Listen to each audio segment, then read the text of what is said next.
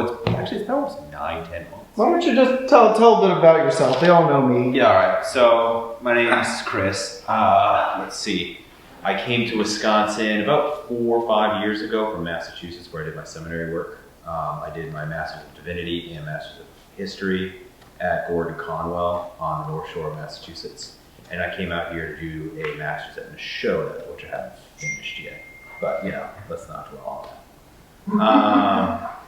I also was a PhD candidate for a little while at Aberdeen. I met Father Matt because he was the priest at St. Matt's, and I was living in Kenosha with my then fiance and now wife. We lived in Kenosha for about 2 years when I was working on the Master's and working as a children's minister down in Illinois. And then we moved out, bought a house right at the beginning of the pandemic, and we've been renovating it ever since. I just started as a special education teacher in Kenosha, so that's my day job, is I work SPED in 5th grade.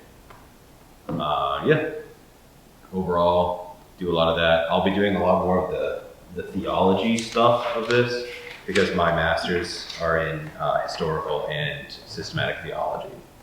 So you'll see here, I'm week 2, and then I'll be sort of pushing in on like the process comments of how that you do form homilies and form just whatever type of sermon. Matt's going to go over all the different types of sermons that you have. And really the way that your underpinning of theology represents is how you will, 1, give a sermon, but 2, how you'll think about preparing it. Which is good. Yeah. So thanks. And he's also in the process of ordination. Yeah, I've been in the process for like 5 years. So. But you're ticking. Everybody's in the process for like 5 years. That's not unusual. I just came into it with. Yeah, that is the part that's unusual. So I'm just going to talk a little bit about your stuff here, the timeline here. So today we're in week 1. I am recording, so keep the language. Phil, no, I'm just kidding. No, I'm kidding. So anyway, today we're going to talk about, just kind of give an overview of what we're going to be doing and talk a little bit about sermon styles. Chris will talk next week about theological underpinnings, kind of what goes under it, I guess, basically. I mean, a good way to look at it is, right, let's say like you're going to make a piece of bread. I'm going to talk about like the flour and the water, and Matt's going to show you how to mold it and make it into something that's actually what he is. That's a good analogy. This is why he's good at this. He's actually quite a gifted preacher too. So then we'll talk about sermon crafting, how to look at commentaries and that sort of process in the 3rd week. We're going to take a 1-week break because I'll be at clergy conference. So fun diocesan required activities. Obligatory diocesan fun time. You will have fun whether you like it or not. Oh, yeah. We'll have to delete that part. No, actually, they are fun. We're doing anyway. Whatever. So I'm going to be gone. I love clergy events. Anyway, so we'll have the 1-week break, which will be good because then you guys will have your first assignment, which is on November 1st. It's All Saints Day, but that's not an All Saints reading. Where you will do a short sermon on the passage Romans 8:14 through 39. So you get kind of 2 weeks. You could actually start now if you wanted to think about it and talk about what you want to, or think about what you want to talk about, and using some of the stuff we've talked about in the first 3 weeks to craft it. It would be, what I would imagine with that short sermon is this would be a 5 minutes tops. So, because it's just on that one passage. And one of the things we'll do then is we're going to give feedback. So, what did Tom do well? What would make Tom's sermon even better? So that's how I do the feedback. So I don't do what stank. It will be what would make it better. Because everything you guys will do will have things that are going to be really good. And honestly, hearing like the negative feedback without the what would help isn't really helpful. So, that's why I try to give it very positively. And you guys all get to critique each other, so that'll be the other fun part. It won't be too bad, though, because like I said, I want to do it in a way that's sort of appreciative. Then on week 5, November 8th, we're going to be doing a small where the 3 of you will get together, and you're just going to talk through these 2 passages, you don't have to really prepare much unless you want to.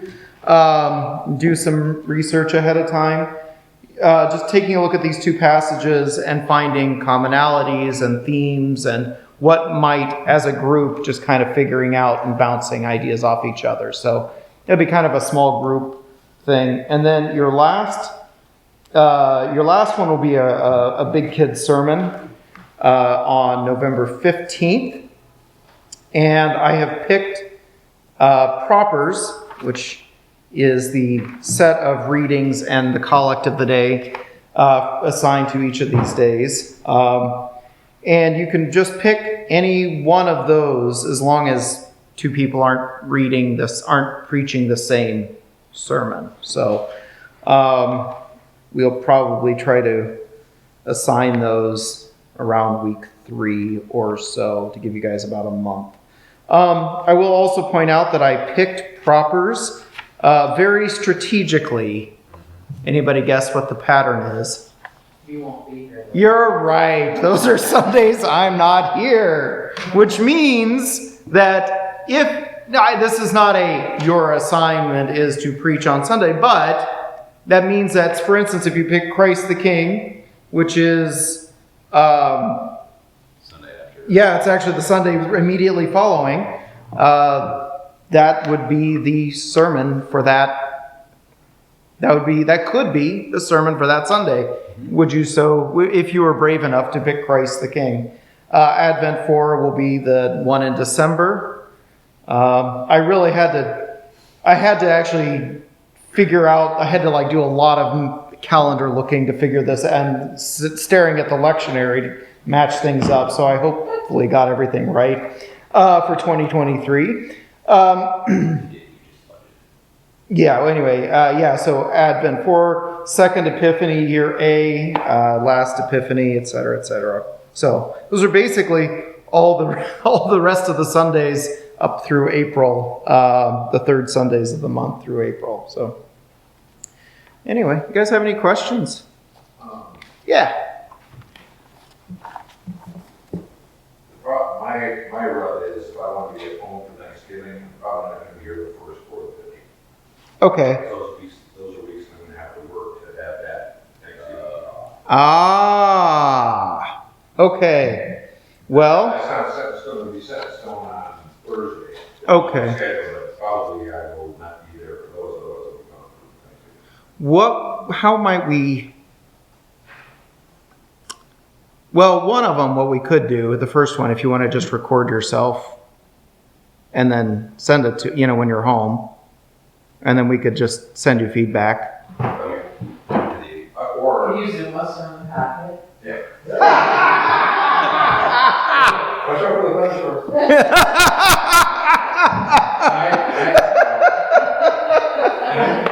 Yeah, put a GoPro back there. Thunderstorms. Yeah. All good. Because I'd be willing to do that too. Or okay. If we can come in someday, because the weeks that I'll be gone those weeks, I'll be home every day of the weeks other than if we can get together. Because I'm used to this. We used to call them bird boards. If you were going to give a lecture or squadron, you could take 2 or 3 guys that know what they're talking about, and you give a lecture, and then they would,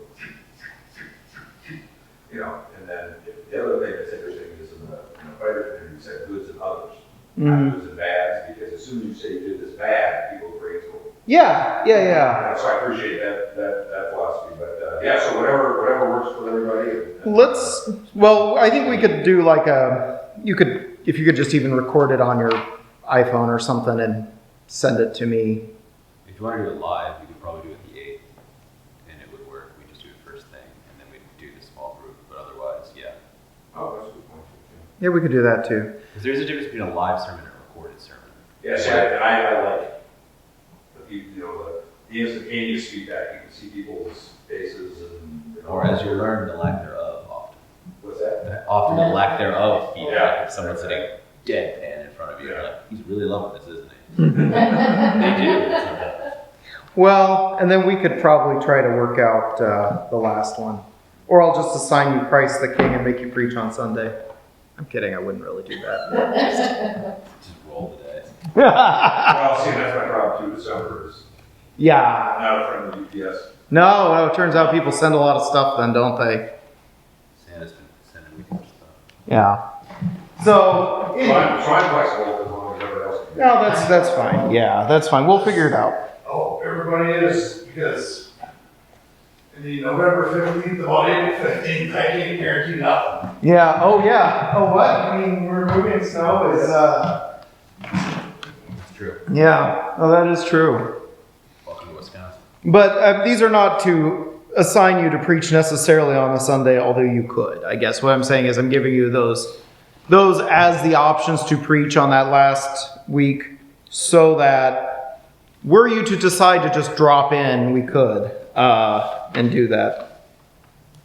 Excuse me one second. Yeah. So like week 6, November 15th, Jeremiah, Psalm, 46, Colossians, Luke, you pick one of those. Those are the propers you get. So like, so on a Sunday morning, we have 4 readings, right? We have, 3 readings in the Psalm, so 4. Those are the ones that are just assigned for that Sunday. And then you pick one of those to kind of know, or you try to bring them all together. Well, you'll see on the lecture tonight. Yeah, so this is the thing. So you'll probably, you guys have all heard lots of sermons, and apologies for all the bad ones. But often people will focus on one. There is kind of a but then you'll hear sometimes you get 3 of them in it, or on a very rare Sunday, sometimes all 4 get a little bit. It kind of depends. You like to get all 4 in? I think that takes you are very gifted at that. It takes, you have to do a lot of reading. You like to do 2 usually. I usually like to get 2, yeah. Plus. Yeah, sometimes I like to do 1. Rookies might like to. So taking a look at the 2nd and 3rd pages, you've got lots of terms in here. This is just a glossary that I made up the definitions to today while I was sitting downstairs. But most of these are, it occurs to me as I was thinking through what I was going to say today, and I was going, wow, let's talk about the propers. And I thought, well, they're not going to know what propers are. Maybe they will.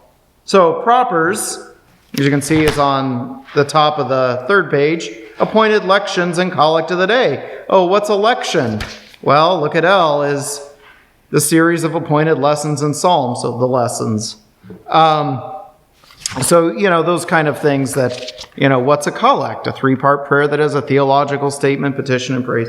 So you kind of, if I say something that just sounds wacky, I'm not going to go through all the terms, but I just put that together so that you guys can get a sense. Obviously, you are aware of the calendar and things like ordinary time and Christmastide and things like that, but I put stuff in about them because it's relevant to preaching. Knowing the season is helpful. So I won't get into a lot of those. I know we're going to talk a lot more about preaching in general over the next 3 weeks. I looked at a book, which, I left it downstairs. I was going to show it to you, but anyway, I did put the bibliography up there. Mark Elliott's Creative Styles of Preaching. He's a Presbyterian. Anyway, put together kind of here's a bunch of different styles that it's pretty, maybe not the complete list of all sorts of sermons that one could do, but it's a pretty good sense of the different kinds. I will probably, when you do your first one, I will ask you, what kind of sermon are you doing? And you can say, oh, I'm doing this one. I'm also going to just say that almost all sermons it is rare to have a sermon that fits neatly into a box of one of these, because they all kind of have elements of 2 or 3 of these in there. So I'm going to go through and just talk about all the different kinds of sermons that Reverend Elliot puts out there. So first kind is narrative preaching. Narrative preaching is something you've probably all heard. Have you ever heard one of those sermons where somebody usually tells a story that is from their life, and the story is quite powerful. In fact, you may not remember anything else, but you'll remember that story, right? And then that story weaves its way into the lessons that are appointed for the day, or a theme for the day. I heard a phenomenal one. It was the second Sunday of Easter this past year, down at St. James Cathedral in Chicago. And it was kind of like their third string preacher, who I'm sure were like, just put her on the second Sunday of Easter because no one's here. And it was like an amazing sermon. She talked about, I think she had been in the Air Force. And it was somebody who was an Air Force chaplain had told this whole story about how, I don't remember. I remember some of these basics. It was somebody who had some relative level of fame that decided to become an Air Force chaplain. And like his kind of life, and how like this relevant story that tied it all in. And it was quite impactful. So impactful that I don't remember it now. But but you've all heard those sermons, right? Where like somebody tells an anecdote that really sticks out to you, right? That it weaves its way into the readings. And a very skilled preacher can really use those stories to come alive. Narrative, we do tell... Humans are storytellers, So sometimes those life stories that fit into what's going on can really help things come to life. Also, I will say sometimes the story is the only thing people remember, and that can also be an issue. So you got to sort of challenge yourself to not let the story be the only thing people hear in it, and then people go, boy, I really love that story. And like the whole proclamation of the gospel part gets lost in it. So these all have pitfalls, right? Second one, I'm calling refrain preaching. It's sometimes called African American preaching. And it takes a word, theme, etc., and it repeats it throughout a sermon. So you might hear a preacher stand up and say a little bit and then say, but the love of God abides. And then, a paragraph later, the preacher says, the love of God abides, and then gets a little bit more into it. And, you hear that theme over and over, the love of God abides. And then, we're talking about how things got really hard in my life, but the love of God abides. And then grace hit me, and God lifted me up because the love of God abides. And then things got better. And here I am today because, brothers and sisters, the love of God abides, right? So that's that refrain that keeps getting repeated over and over, and it sort of starts getting repeated more frequently, and the level of intensity gets up. And you hear this in black preaching, but you do hear this in other, even in mainline denomination. Well, I shouldn't say that. I should say in other evangelical and mainline denomination preaching. So it's not completely, so all of these things are good ways that you can really get a message across. It's a good way to really drive home a single message. Evangelistic preaching. These are the sermons that are for the seekers, by which I mean people who are not necessarily churched. Evangelistic sermons try to be very basic in their message. They're not too complex. They're easily digestible. Usually have a very clear, simple take-home message. Something that anybody off the street can get something from, and maybe gives them a little taste of the good news. So, topical preaching. This one can be a little complicated. So topical preaching You don't hear this so much in mainline denominations because we have a lectionary.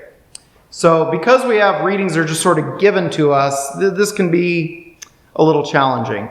A topical preaching would be like, let's just say you have a theme, like the care of children, all right? And so you talk about how the care of children is in this passage, and you talk about that passage, and then you have a few other quotes from Scripture over here about the care of children. You maybe have an anecdote about this, and then you kind of keep that topic at the center all the way through.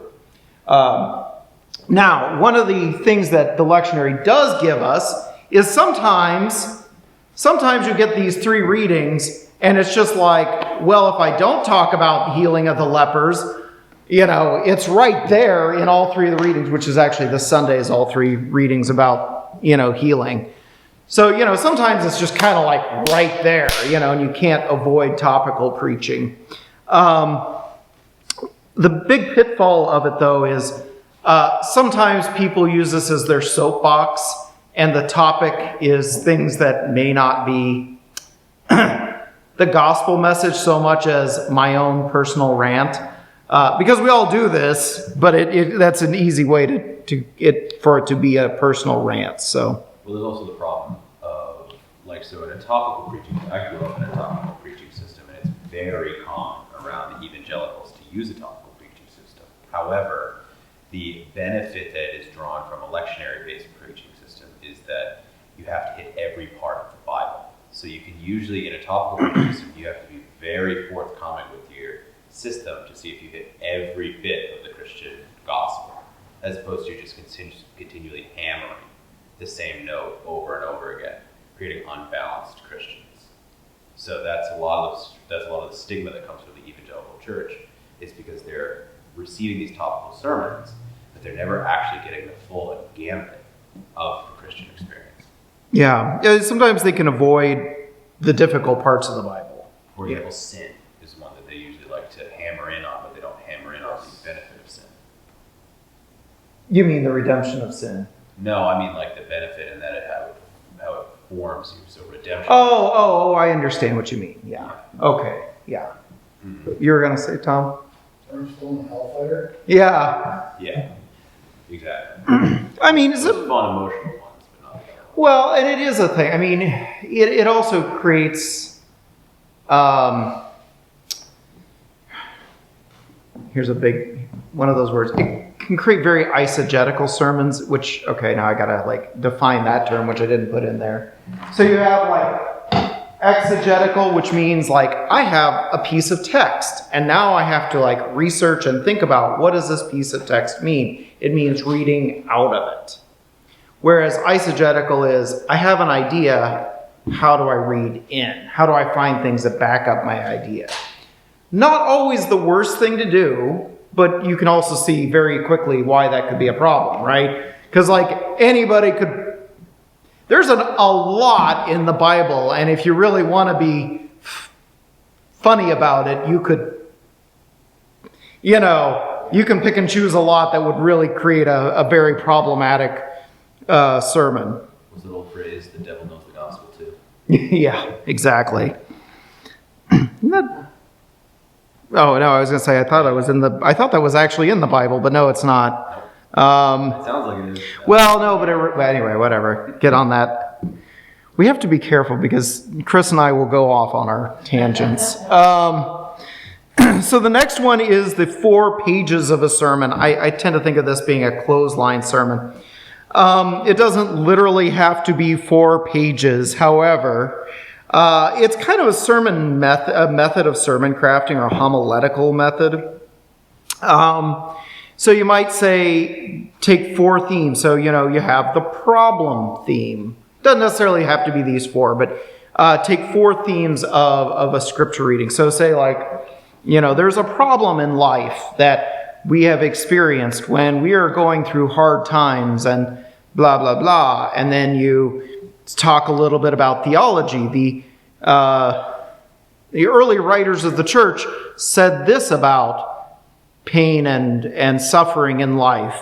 And the good news in the gospel today is that, here's a passage about where Jesus alleviates pain and suffering. And then in our own lives, here's the take-home message. So, you kind of get 4 chunks of what could be a sermon. And you can really it doesn't necessarily have to be the problem, doctrine, good news, and mission, but you can kind of pick 4. But that's a very easy outline.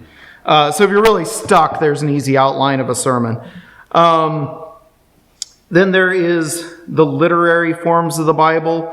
I find this is a real highfalutin one that, Boy, how you right. Yeah, it's a very highfalutin one. So asking things about the text. What's the genre of the text? So this is, the Psalms are Hebrew poetry. The rhetorical function of this text. The literary devices, and then how do those characteristics and that, like I said, it's a very highfalutin sort of preaching. Then you have pastoral preaching. Pastoral preaching. Also, that part's low emotion.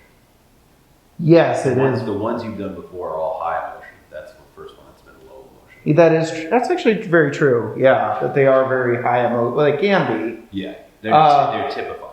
Yeah. And then the converse. Very luxury. It is. It is.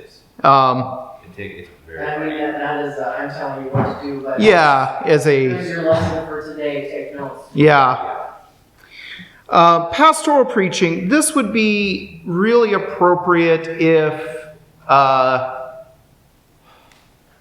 thinking even in not that long ago, so I remember feeling very emotional the day that Russia invaded Ukraine. I remember it felt like it was a very emotional Sunday here. And there were a lot of people were it felt like there were high emotions. And so you have some big world event, right? Can you imagine this has been 20 some years ago, but I think I remember going to church the evening of September 11th because they threw together a service because there is a big news item, right? Pastoral preaching is responding to challenges in the world. And it doesn't even have to be an event. It can be situational. May not be... I've done this even, I probably would say talking about the challenges this parish has gone through in its own history and how we can talk about this pastorally and where does the good news bring you comfort in this situation? Or a funeral is another, those are almost all pastoral preaching. True. Yeah. So those are, it really is responding to, so it's very similar to topical, but it's trying to tie in what we have to, help the congregation make sense of their lives and all that stuff. One of the real fun parts about this, and I will say that both with topical and pastoral, when you take a look at the readings, and especially when you do your group work, it's interesting because sometimes, and maybe it's by the grace of the Holy Spirit, but I have found that in those very challenging times, even though we just have 3 randomly assigned readings, there seems to always be something in there that I can find that speaks pastorally. So, it sometimes just it helps to have a good eye on those kind of things. Biblical preaching. I will confess to you, the Virgin Mary, Almighty God, the Virgin Mary, and all the saints, of my own fault, of my own great fault, that when I am in a real pinch, this is my default. When I'm either I just don't know what I'm going to preach, or I'm starting to run out of time in the week, because for some reason, every time I preach a biblical sermon, they're very easy, just for me personally. I find them very easy to craft, and people always seem to get a lot out of them, and so I feel like I'm cheating. But they're basically a Bible study sermon. So I did this 2 weeks ago. I don't know that it was necessarily I was in a pinch. I just thought it was an interesting reading, where you pick apart, or say the gospel, or a piece of whatever the epistles are saying, and then you just pick it apart. And you say, all right. In this beginning part, St. Paul says, grace to you and peace unto our Lord Jesus Christ. And you notice he starts to, he does this typical greeting, but then he immediately will go into, what are you stupid Corinthians doing right now? Can you please clean up your act? And, so it really starts, and then he gets into the meat of this topic, and he starts talking about what they're doing wrong, and he's heard from Chloe's people, but then he goes on and so you can kind of piece by piece, you just basically it's basically like doing a Bible study from the pulpit. So like I said, I find those are my sort of cheat sermons, because I often find them very easy to write, and for some reason people seem to like them. So I will tell you why they like them. Why? Because the Bible's hard to understand unless you study how it was written. Right. So if somebody pulls it apart and says to you, this is the situation, this is what was going on, it's like, oh, nobody ever, Oh, that's helpful. That's really good to hear. No, I like My that. favorite part of EFM year one. Yeah, I like that. Thank you for... What were these people thinking? Right. Yeah. It effectively drops you in as the historical watcher. Like you sort of pop into the first century and you start thinking with them. I mean, that's the advantage of that style. The other disadvantage comes when it doesn't actually deliver theologically. So it answers historically and it answers emotionally. But the issue comes when you're trying to balance it up with theology. Yeah. So everything is its pros and cons. That's its pro. That's Yeah. the con. Actually, it would be a very easy sermon to make extremely long, too, if you weren't careful, because, you could take a sentence and sometimes you could just talk, what is happening in this parable that Jesus has just told, and, you could have a whole sermon on what it means for the prodigal son to have been working alongside the pigs, right? That itself could be 20 minutes if you really, could really dig into it. So, yeah, that's another pitfall of these is the temptation to just really get into a lot of this stuff. The last one that Elliot has here is imaginative preaching. And it's kind of rethinking the readings a little bit. And sort of trying to tie it. So it's trying to break open the scriptures a little bit. I will say one time I remember doing this, I don't think I was thinking about it in terms of an imaginative preaching sermon, but I was in seminary and I was asked to preach on the passage, and this was at a Spanish congregation, and I preached on, it was the Syrophoenician woman that Jesus says, why would I take the food meant for the children and throw it to the dogs? And so I preached this sermon telling the story from the point of view of the woman, and it was really raw. And people were not upset at me, but it was very emotional for people to hear, and I kind of regret dragging people through it. So,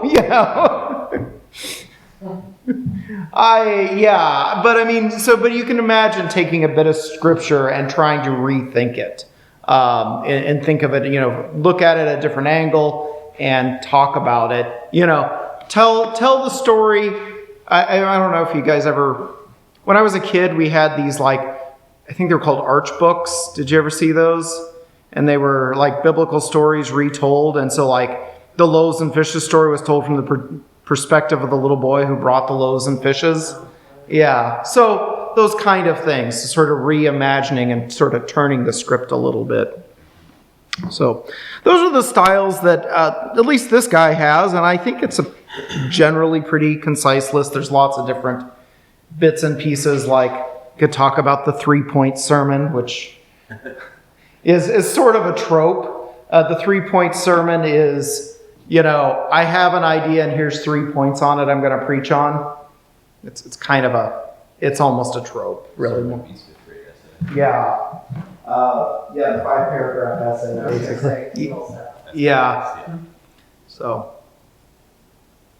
Yeah. All right. So what do you guys think? What are your thoughts on all this? Sounds good. I like the thought that someone can get up and, want to prayer, just give it a shot. And we got the greatest audience here, no one's going to appreciate that shit. That's It's true. going to be, everybody loves everybody, and no one's going to go live it. And, Except me, I'll be bowling. You and Bob Yorn. oh my God, Bob's just going to have a person. We're going to hold up funny signs and stuff like that. But no, I think it's just cool. Yeah. What? Because I like public speaking. I've done a fair amount in the military, big giant briefs and all that kind of stuff. And I'm fairly confident in speaking when I know what they want to talk about. Mm-hmm. So this is a way to bring these things together so that when you're trying to, bring all these things, and as we talk about this, I think, I don't know as much about the Bible as I should. And that'll be a good way to, get in and do that and do that. So.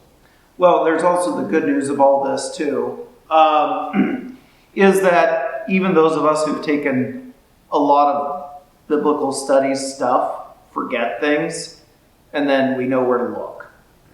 That's part of the beauty of it is. Yeah, I mean, it's looking at, this is really in 2 weeks what we're talking about, but yeah, being able to, fact check yourself, to be able to do a little research and figure out what's going on here.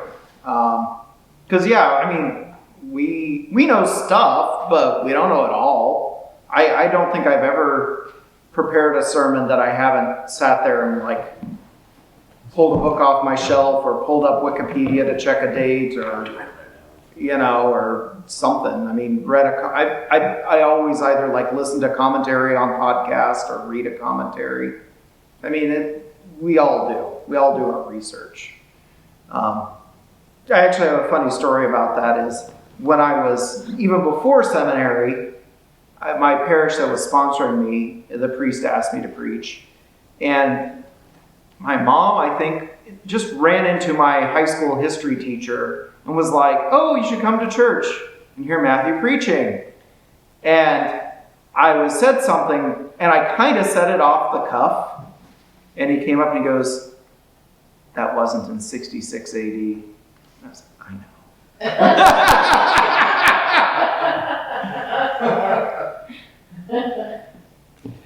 Yeah. Well, you weren't around when St. Matthew's when Don Mickey was alive, were you? No.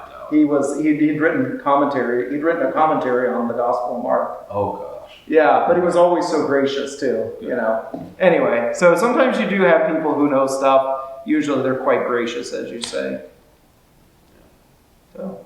John makes a comment on this right at the end of his gospel. He goes, and there are also many other things which Jesus did. But if they were written in the detail, I suppose that even the world itself would not be able to contain the book that was written in it. So, Well, basically it's saying you can't know everything, therefore you have to go back and look. I think where you are as a human being and where the world is, it's never the same twice. It's true. I think of that sometimes with the lectionary. It's like, oh, this reading again, I wonder what the priest is going to say. And I think they think that, but then when you sit with it, you realize it's speaking to you different this time. Usually. yeah. I mean, there's also a reality that most preachers are preaching to themselves. Well, that's my biggest concern. The greatest thing I think about this is Episcopalians as a whole, we're a bunch of little lemmings when it comes to, there's a reason we like liturgy. That's the beauty of it. Part of it is I know where I'm going. Mm-hmm. And I know who's in charge. And to see other people take the risk to come up and speak is a really good thing because we're not, I'm a cradle Episcopalian and I don't ever remember being taught very much about being evangelical. Mm-hmm. And even though this isn't really, this isn't street corner stomping, but it's speaking in front of people about what you're feeling and how you're hearing it. My biggest concern is that one of the things we've laughed about in times here when I've been in classes at St. John's is, whose theology is that? well, it's mine. Mine's the only one that counts, and for me, that's okay, but when I'm talking to other people, I have to be responsible. Yeah. And I remember Priest Joanne said that was her biggest fear as a priest, that she might accidentally say something that was totally incorrect and that somebody really took and, to heart, but she was wrong. She always hoped that didn't happen. I get very concerned about being understood well. Yeah. I mean, like this last Sunday, the gospel was incredibly challenging. And I struggle with that one every 3 years when it comes up. Because it was the one about, the one that's like, do you thank the slaves? No, you tell them to come in and make me dinner. Yeah. Oh, yeah. So you must also say, we are wretched slaves. That one. It was fun too, because we read that, and I wasn't familiar with it. I thought, ooh, I'm looking forward to seeing how you. That's a tough one, though. That was not easy. Look how happy everybody is. No, I mean, there's a lot more nuance to that one than there is to a lot of them. Yeah, there is. I mean, one of the challenges with that, and this gets into a lot of the historical stuff, is like, understanding the world that Jesus lived in, where slavery was just a part of life. And in retrospect, we look back and we go, what a horrible part of life. And yet it was an analogy that they would have understood, because they just saw these people all over the place who kind of just lived at the whim of somebody else, right? And it is hard for us to like wrap our heads around, but that was their reality, right? But yeah, I mean, from a contemporary perspective, I mean, to try to like talk, I really struggle with that one. That one kills me every 3 years. At one time, actually, that reminds me, one time when that came up, and I was at the other St. John's where I'd been years ago in New Jersey, and I said something similar to what I said on Sunday, that, faith is our part in it. That God doesn't increase our faith is our kind of part in it, right? And I talked about, I remember preaching on like, God does not increase our faith, all that stuff. What I did not realize was the choir had prepared an anthem called "O Lord, Increase Our Faith." And I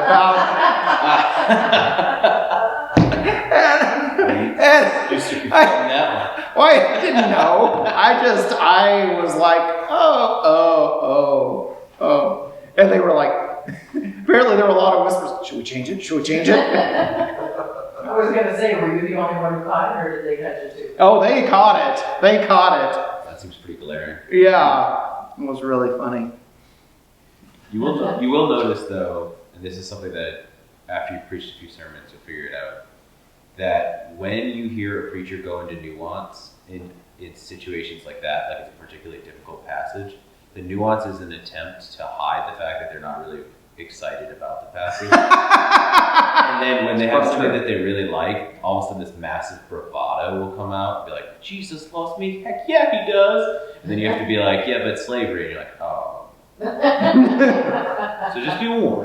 Like sometimes people will nuance their ways out of Scripture and out of the gospel just to make themselves feel a little bit safer in the corner that they feel better in. Because we all are preaching to ourselves. Yeah. Maybe, yeah.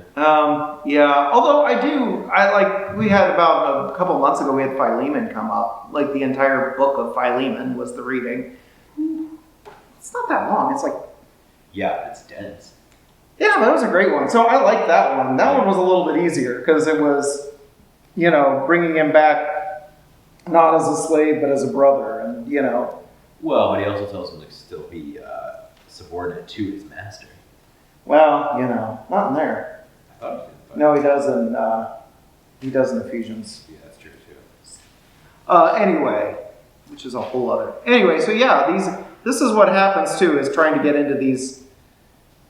Yeah, weaving through. We probably shouldn't say all our horror stories because then they're not coming back next week. But I mean, that's part of being fidelity to the Bible too. Like, if you're trying to be honest about it, sometimes you have to take another passage and compare it to what you're reading. Like, if you preach something over and over again, you're either going to get flat or you're going to convince someone of something that's a half truth.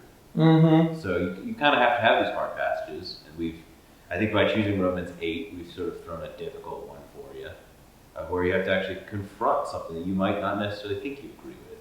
You might actually end up agreeing with it, but that's the hard part.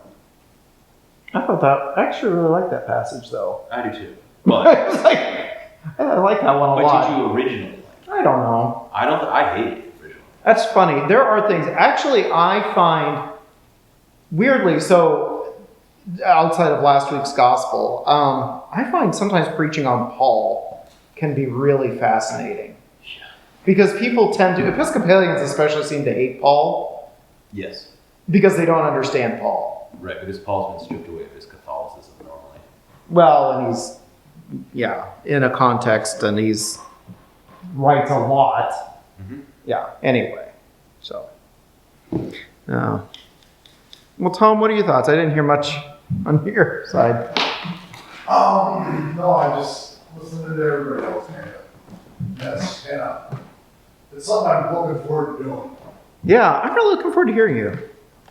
I think you all three have something very distinctive and interesting.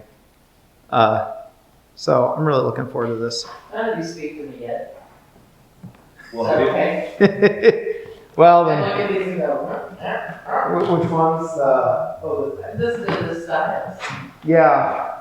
Well, I think too, I mean, it's hard to, I know nobody remembers what, like, the sermon from 2 weeks ago, because I don't remember the sermons I hear half the time, or if I do, I remember a piece of it, or a story or something. But I think sometimes it's helpful to think back to the sermons that have really had an impact on you and think, well, what about that really meant something?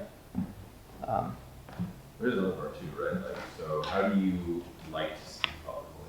Low, like in an emotional sense, like low emotion, mid emotion, very high, mid high. How do you like to do that? I don't, because I'm terrified of it. Oh, All right. but you know what? That's okay. I will tell you, I had to learn to speak publicly for that reason. I couldn't do it when I was up through college. It was like a long, painful slog for me to learn how to speak in front of people. And now it feels so like second nature. Like I actually really love preaching. I just love getting up in the pulpit and that interaction with the congregation. Mm-hmm. Man, if you'd heard me I remember having to do things like that in college, or you'd have to, and I was staring at my notes and really, So I was the other way. I could always drop the hammer, but I was usually just missed it, like it was fluff. So I thought I was dropping the hammer, but then I would just be like, no, your argument falls apart. So I had to learn how to make an argument.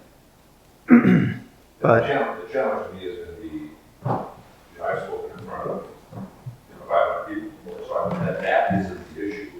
But when I did that, I knew exactly what I was talking about. yeah. And there's a great quote by the Duke of Wellington. He says, "No man fears to do that which he knows he does well." So when I knew I was going to do well, because I knew what I was talking about, I mean, zero fear. Right. I don't know if I know what I'm talking about. Yeah. When it comes to I agree. so I'm going to read these passages and go, here's what I think about that. And I'm going to be like, hey, I'm not doing it. So when I think about that, completely missing the boat, or am I out of my mind? You know what I mean? So that's going to be the interest here is to read these things and try to draw things into it and try to get out and talk to people about it and not think that I'm completely full of what. That's the rub. I know what I'm talking about. I'll leave a fire and stone. I'll give you 35 minutes. But as we sit here right now, I'm going to read these things and go, I don't know how to tie these together. I'm not sure what, So this will be a good journey to figure this out. Yeah. I mean, I think for me, the hardest part is just getting to the point of well, sure, I know what this is, but just to come up with something. I mean, to just get that first spark. It's and then you do it week after week after week. And I keep, like you said, knowing it inside out. I think, you can write a pretty good little essay, but then my fear is somebody will say, they're really interested, and then they'll say, what about that? And I'll go, I don't know, I told you all I know. my weekly research on this one. So. Yeah. Then the answer to that is, well, I don't know. What do you think? How do you feel about that? My biggest fear is, I'm gonna end up being like half the Welsh preachers out there that, well, halfway through my sermon, somebody's gonna hand me slack about my mouth. No, I don't think it's going to be a case. I think everybody's going to be very happy that we're doing this. Everybody's Yeah. gonna be happy it's not them. Yeah, well, actually, and even more than that, I think really like,